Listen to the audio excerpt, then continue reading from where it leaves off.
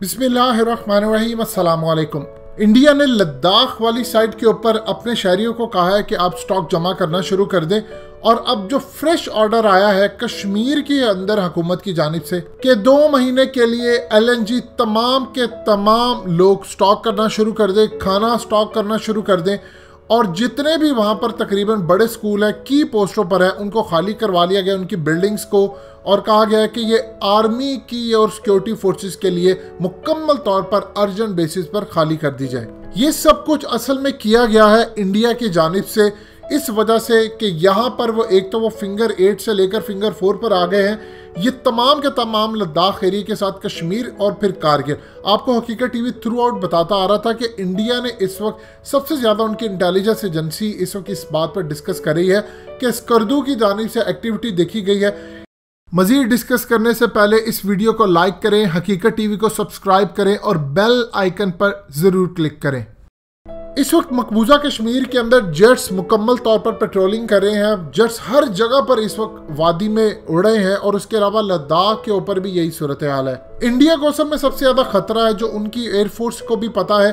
वो कह रहे हैं कि पाकिस्तान की जो बेसिस है ये चाइना को दी जा सकती हैं और चाइना यहाँ से कश्मीर वाली साइड पर भी हमला कर सकता है। और पाकिस्तान की फोर्सेस इस वक्त आ सकती हैं कारगिल के अंदर, सियाचिन के अंदर, और यहाँ पर आकर वो इंडिया को दबोचने के लिए तैयार है। क्योंकि नेपाल की साइड के ऊपर नेपाल इस वक्त तैयार है, इस वक्त चाइना लद्दाख के अंदर तैयार है और उनका ख्याल है कि पाकिस्तान यहाँ से आ सकता है। जबकि इंडिया इस वक्त डबल प्लान कर रहा है। इंडिया ये काम कर रहा है कि वो हो सकता है आज़ाद कश्मीर वाली साइड के ऊपर वो हमला कर दे, सियालकोट वाली साइड के ऊपर भी हमला वो कर सकता है। असल में वो डाइवर्ट अप करना चाह रहा है चाइना की टेंशन। चाइना बिल्कुल, जो सैटेलाइट न्यू तस्वीरें आई हैं आपकी स्क्रीन पर भी चल रही है, वो बहुत ज़्यादा आगे तक जा चुका है। और वो लद्दाख के सिर्फ 2 फिंगर 2 और 1 ये वो इलाके हैं जहां पर उसने जाकर अब कब्जा करना है। और उसके बाद थ्रू आउट लद्दाख इंडिया के हाथ से निकल जाएगा। और उन्होंने ऑलरेडी कह दिया है इंडिया फोर्सेस को कि आप यहाँ से निकले। इंडिया ने कहा देखिए जी ये तो हमारा है, ये इलाका हमारा है। जो डायलॉग्स यहाँ से चले थे उसके अंदर ये बात भी आई, कौन सा आपने मुआहदा किया? उन्होंने कहा जी हमने तो ज़बानी मुआहदे किए थे गोरों के साथ, फलाने 1800 इसमें 1900 इसमें। उन्होंने कहा जी हम किसी मुआहदे को नहीं मानते, ये हमारे इलाके हैं और ये 800-900 सालों से चाइना के ही इलाके हैं जिन पर इंडिया ने कब्जा किया। यहाँ तक उनका धमकी और थ्रेट था। ये लेटर भी आपकी स्क्रीन पर चल रहा है जो कि फूड डिपार्टमेंट की जानिब से भेजा गया है, जिसमें कहा गया है कि हाईवे नॉट बिहेविंग प्रॉपरली। आप इसको पूरी तरह इंश्योर करें, मेक श्योर करें कि यहाँ पर स्टॉक जमा हो, फूड का किसी भी तरह की कोई चीज़ ना हो।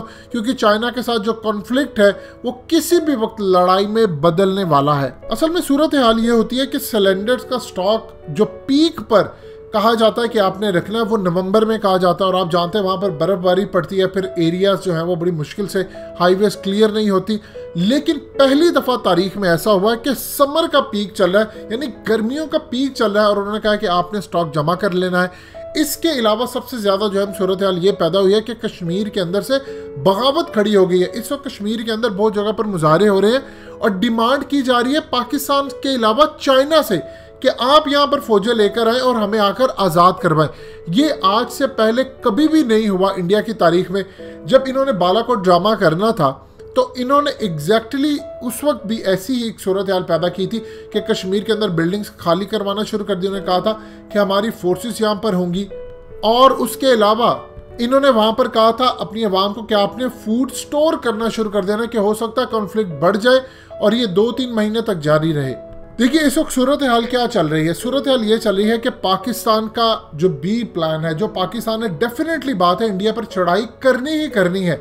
आप चाहें या ना चाहे, रियासत चाहे ना चाहे, इमरान खान चाहे ना चाहे, कोई भी पाकिस्तान का इदारा चाहे ना चाहे, लेकिन आप इस जंग में हर सूरत शामिल होंगे। ये नहीं हो सकता कि चाइना थ्रू आउट इंडिया के इलाके कब्जे करता जाए और वो उनकी चिकन नेक पर हाथ रखे।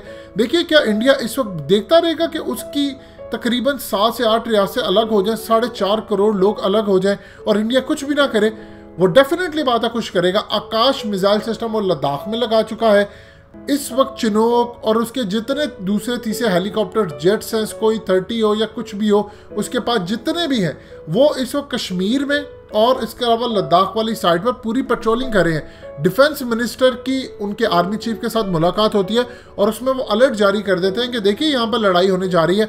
मैं अभी रूस के विजिट से आया हूँ, वहाँ पर उन्होंने मुझे कहा है कि आप चाइना के साथ कोऑपरेट करें। उन्होंने हमारी मदद करने से इनकार किया है। लिहाजा इस तमाम सूरत हाल के अंदर जो उनके आर्मी चीफ लद्दाख गए थे और दूसरी सिचुएशन पर गए थे, उन्होंने जाकर वहाँ बताया कि हालात बहुत ज़्यादा ख़राब हैं, आप तैयार रहें, किसी भी वक्त भी जंग में बदला जा सकता है मामला। और अगर आप इसकी तैयारी नहीं करते तो इंडिया को बहुत सारे इलाके हाथ से गंवाने पड़ सकते हैं। अब इंडिया के पास आखिरी सूरत हाल क्या रहती है, वो डाइवर्ट करने के लिए सिचुएशन पाकिस्तान पर हमला करे। देखिए DGISPR जो हमारे नए आए जनरल बाबर, वो इस दफ़ा जब उन्होंने हालिया गुफ्तगू की एक मीडिया चैनल से, तो वो बड़े थके हुए अंदाज में उन्होंने कहा कि मुझे समझ नहीं आती कि इंडिया के अंदर जो प्रोफेशनल लोग हैं वो इस चीज़ को नहीं देख रहे कि इंडिया करने क्या जा रहा है, कभी जाली हमला, कभी कुछ कभी कुछ।